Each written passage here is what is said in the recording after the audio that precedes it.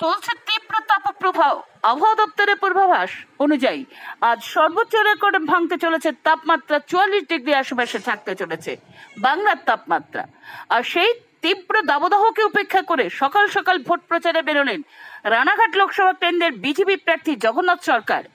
এদিন হুটখোলা গাড়িতে চাকদার বিধায়ক বঙ্কিম ঘোষকে সঙ্গে নিয়ে এবং একাধিক বিজেপি কর্মী সমর্থকদের সঙ্গে নিয়ে চাকদা বিধানসভার বিভিন্ন এলাকা ভোট প্রচার করলেন জগন্নাথ সরকার। তীব্র দাবদাহের মধ্যে ভোট প্রচার প্রসঙ্গে তিনি জানান, ভোট প্রচার নিয়ম মাফিক করতেই হবে, তবে মানুষের কাছে পৌঁছানোটাই মূল উদ্দেশ্য এবং তিনি আশাবাদী 2024-এর লোকসভা নির্বাচনে তার জয় শুধু সময়ের অপেক্ষা, এমনটাই দাবি করছেন তিনি। নদিয়া থেকে মলয়দের রিপোর্ট। বিধানসভায় প্রচারে বেরিয়েছেন, কি বলবেন?